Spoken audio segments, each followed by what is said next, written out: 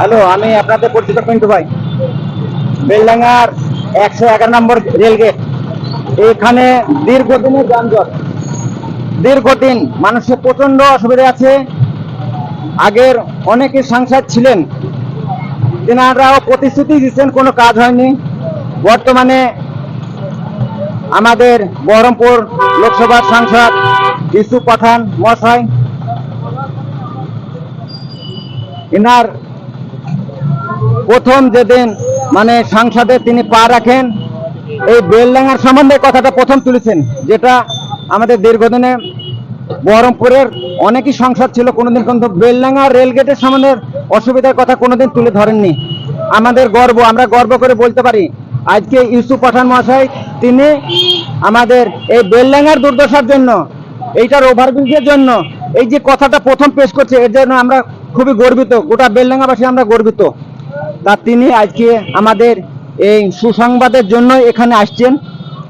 তিনার মাধ্যমে মানে এর আগে পেশ করেছেন কথা এর ওভারব্রিজের জন্য, এবং সেই পরিদর্শনের জন্য উনি আসবেন এখানে, এই জন্য এখানে সব মানুষ জমায়েত হয়েছে। তিনি কি বার্তা দিচ্ছেন সেই জন্য আমরা এসেছি। দীর্ঘদিনের মানে রেলগেটে যানজট কতটা কি সমস্যা তিনি পার্লামেন্টে দাঁড়িয়ে সবকিছু বলেছেন, এবং সেটা পাস হয়ে খুবই তাড়াতাড়ি দ্রুত এই কাজটা হয়, সেই জন্য তিনি আসছেন এখানে। এখন মানুষ আমরা তেনার জন্য আমরা অপেক্ষায় আছি। আমাদের বর্তমান সাংসদ যিনি ইউসুফ পাঠান মহাশয়, তিনি সংসদে প্রথম গিয়ে যে ভাষণটা তুলে ধরেছিলেন সেটা হচ্ছে আমাদের এই বেলডাঙ্গার সমস্যা, 111 নম্বর রেলগেট, এখানে কি কি সমস্যা আর এই এলাকার মানুষ কতটা সমস্যা আছে সেই কথাটাই প্রথম সংসদে তিনি তুলে ধরেছেন, যেটার জন্য আজ পর্যন্ত কেউ করতে পারেননি। সেই সাংসদ ইউসুফ পাঠান, ওনার জন্য গোটা বেলডাঙ্গাবাসী কৃতজ্ঞতা আছেন এবং তার জন্য অনেক ধন্যবাদ। তিনি আজকে এখানে আসছেন, সেই জন্য আমরা জমায়েত হয়েছি, এবং যত টিএমসির নেতৃবৃন্দ আছেন তিনারা দীর্ঘ প্রতীক্ষায় আছেন। তিনি কি বলতে চাইছেন এবং এই কাজটা দ্রুত কতদূর মানে কতদিনের মধ্যে মানে শুরু করতে চলেছেন, এই জন্য আমরা অপেক্ষা করছি।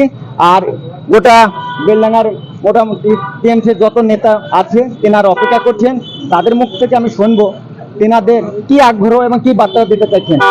হ্যাঁ দাদা, আপনার নাম? আমার পার্টি জেনারেল সেক্রেটারি বলবে সমীর সাহা। আপনার নাম? আমার নাম আবু সুফিয়ান মন্ডল। আপনি তো পৌরসভার ভাইস চেয়ারম্যান আছেন? হ্যাঁ আছি।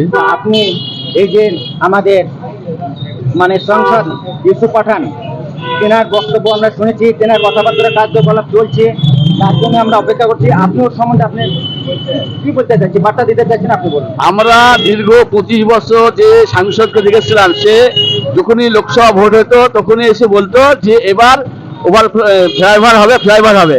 14 সাল থেকে একই ভাবে দেখে যাচ্ছে, আর ভাওতা মেরে মেরে ভোটটা নিত। কিন্তু এবছরে আমরা ভোটটা পুরাটাই আমরা ইউসুফ পাঠানকে দিয়েছি, এবং ইউসুফ পাঠানকে সাংসদ করে নিয়েছে।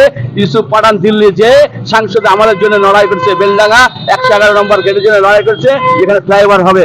বেলডাঙ্গা আপামর জনসাধারণ তার জন্য আপ্লুত, এবং আমার সাংসদকে মানে সংবোধন দেওয়ার জন্য মানুষ রাস্তায় রাস্তায় দাঁড়িয়ে আছে।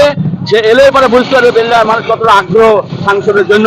সেই সাংসদকে ধন্যবাদ জানাই, আমাদের বেলডাঙ্গাবাসীর জন্য চিন্তা ভাবনা করেছে, এবং আরো চিন্তা ভাবনা করেছে পাট চাষীদের জন্য, যে জীবনে কোনো সাংসদ বলে না পশ্চিমবাংলার পাট চাষীদের জন্য, সেটা ইউসুফ পাঠান আমাদের সাংসদ 10 নম্বর বিধানসভায় লোকসভার ক্যান্ডিডেট, সেই আজকে সাংসদে তুলেছে। তাকে আরো ধন্যবাদ জানাই যে চাষীদের জন্য চিন্তা ভাবনা করছে। আমরা দীর্ঘ বেলডাঙ্গাবাসী হিসাবে এবং আজকে আমি একজন তৃণমূল কর্মী হিসাবে আমার কাছে আজকে খুব গর্বের দিন এবং আনন্দের দিন। তার কারণ হচ্ছে আমরা একজন বেলডাঙ্গাবাসী হিসাবে যে জ্বালা, যে যন্ত্রণার মধ্যে দিয়ে আমাদেরকে এই রেলগেটকে পার হতে হয়, মানে আমাদের এখানে এপারে সমস্ত স্কুল কলেজ, যার জন্য স্কুল কলেজে যে সমস্ত ছাত্রছাত্রীরা আসে তাদেরকে ঠিক সঠিক সময়ে তারা স্কুলে পৌঁছাতে পারেন না এই রেলগেট পড়ার জন্য। শুধু না, এই রেলগেট বিস্তীর্ণ একটা এলাকাকে জুড়ে রেখেছে। এখান থেকে একবারে সেই পাটকেবাড়ি পর্যন্ত, নদিয়া পর্যন্ত যাওয়ার এই মূল রাস্তাই হচ্ছে এটা, যার কারণে এখানে সবসময় একটা রেলগেট পড়ে গেলেই একটা বিশাল জামের সৃষ্টি হয়। আমরা বেলডাঙ্গাবাসী এবং এই অঞ্চলে তথাকথিত এই অঞ্চল সেই পাটকাবাড়ি অঞ্চলের যে সমস্ত আদিবাসী রয়েছি, আমরা বিশাল অবস্থার মানে সম্মুখীন হতে হয়। আমরা দীর্ঘ 25 বছর যাবৎ দেখেছি এখানকার যিনি সাংসদ ছিলেন, সেই সাংসদ কংগ্রেসের সাংসদ অধীর রঞ্জন চৌধুরী, তিনি প্রতিশ্রুতি দিয়েছেন প্রতিবার লোকসভা নির্বাচন হয়েছে তার ঠিক প্রাক্কালে তিনি 1 মাস আগেই চলে আসতেন এবং রেলগেটের সামনে এসে দাঁড়িয়ে বলতেন এই রেলগেট এবছর হয়ে যাবে। এই আমাদের কখনো তিনি ডিআরএমকে নিয়ে আসতেন, কখনো তিনি ডিএমকে নিয়ে আসতেন, রেল বোর্ডের লোকজনকে নিয়ে এসে এখানে নাটকবাজি করতেন এবং প্রতি বছর আমাদেরকে ধোঁকাবাজি দিয়ে তিনি এই সাংসদ নির্বাচিত হয়েছিলেন। কিন্তু এবছর আমরা মাননীয় সাংসদ ইউসুফ পাঠানকে যখন আমাদেরকে এখানকে এবং ইন্টারন্যাশনাল ক্রিকেটার তাকে যখন এখানে সাংসদের জন্য নির্বাচিত করে মানে প্রার্থী হিসাবে নির্বাচিত করেছিল তৃণমূল সুপ্রিমো মমতা বন্দ্যোপাধ্যায়, আমরা সেদিনকে শপথ নিয়েছিলাম যে যদি আমাদের বেলডাঙ্গা তথাকথিত বহরমপুর লোকসভার কেউ যদি উন্নয়ন করতে পারেন সে হচ্ছে, তার নামই হচ্ছে ইউসুফ পাঠান। এবং তিনি যে উন্নয়ন করতে পারেন এবং তিনি যে সঠিক কথাটা তুলতে পারবেন তার তিনি সেই কথা তিনি দিয়েছেন। তিনি নির্বাচনের প্রাক্কালেই তিনি বলেছিলেন যে এই রেলগেটের কথা আমি আমার সংসদে গিয়ে, আমি যদি নির্বাচিত হই তাহলে আমি সংসদে গিয়ে প্রথম কাজটাই হবে আমার এই রেলগেটের সমস্যার কথা তুলে ধরা। এবং তিনি এখান থেকে বিপুল ভোটে নির্বাচিত হয়েছেন এবং নির্বাচিত হয়ে তিনি প্রথম সংসদে গিয়েই তিনি প্রথম যে ভাষণটা দিয়েছেন সেই ভাষণটাই হচ্ছে যে এই বেলডাঙ্গা রেলগেট 111 নম্বর রেলগেট সম্বন্ধে, এবং অলরেডি সেটা স্যাংশন হয়ে গেছে এবং আজকে তিনি আসছেন পরিদর্শন করবার জন্য।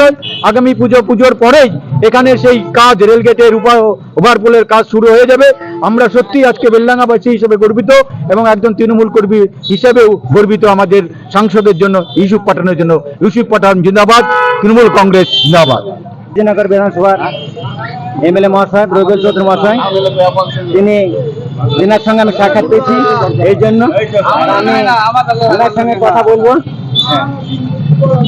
এই যে আপনি ইউসুফ পাঠান সাহেব আসছেন, ওনার জন্য আমরা দীর্ঘ প্রতীক্ষায় আছি, মানুষজনও আছেন, তেনার প্রতিশ্রুতি দিয়েছেন সেই হিসাবে আসছেন, কাজ করবেন, এই জন্য আমরা খুবই গর্বিত। আপনি কিছু সম্বন্ধে বলুন। দেখুন, ইউসুফ পাঠান নতুন এমপি হয়েছেন। এমপি হওয়ার পরে পরেই উনি এই বেলডাঙ্গার রেলগেটের যে সমস্যা, এই সমস্যা নিয়ে তিনি লোকসভায় তুলেছেন এবং রেলমন্ত্রীকে চিঠি করার পর আজকে ইউসুফ পাঠান এবং রেলের কর্মকর্তা এসডিও সাহেব থেকে আরম্ভ করে সবাই আসছেন কিভাবে এই ফ্লাইওভারটা তৈরি করা হয় তার একটা নকশা তৈরি করার জন্য আজকে আমরা প্রাথমিকভাবে তিনি আসছেন। আপনারা শুনলেন এমএলএ মহাশয়ের মুখ থেকে কথা।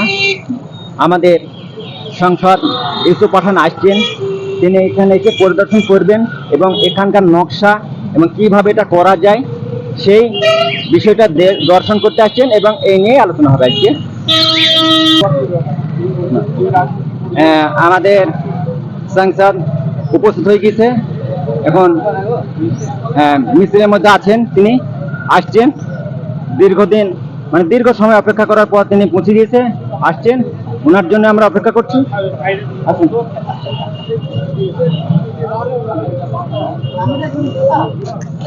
কথা বলছে কোম্পানি না না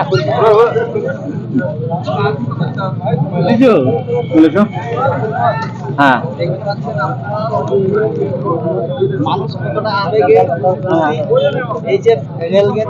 হ্যাঁ দেখতে পাচ্ছেন, যিনার জন্য আমরা এতক্ষণ অপেক্ষা করছি তিনি পৌঁছে গেছেন।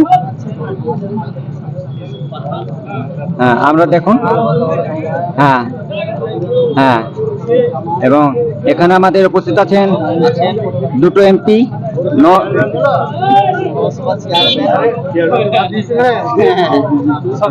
আবু তাহের খান আর ইউসুফ পাঠান মশাই, দুটো আমাদের মুর্শিদাবাদের সংসদ উপস্থিত আছেন, এবং রবিউল আলম চৌধুরী এবং হাসানুজ্জামান আমাদের বেলডাঙ্গার এমএলএ, তিনিও উপস্থিত আছেন। সকল নেতৃবৃন্দ এখানে আছেন। হ্যাঁ, এনার জন্য অপেক্ষা করছি আমরা, এনার জন্য। হ্যাঁ না ভালো কেন না, ঠিক আছে, হ্যাঁ ঠিক আছে, হ্যাঁ দেখলেন? ঠিক আছে, হ্যাঁ, তুমি নিতে থাকো। হ্যাঁ, মানুষ সব খুব খুশি আছেন ওনার জন্য অপেক্ষা করার জন্য। হ্যাঁ ঠিক আছে,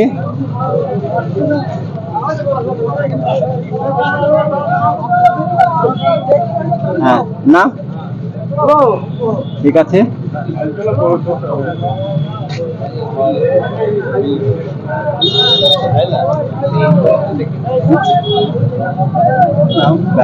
ঠিক আছে। আরে সাইডে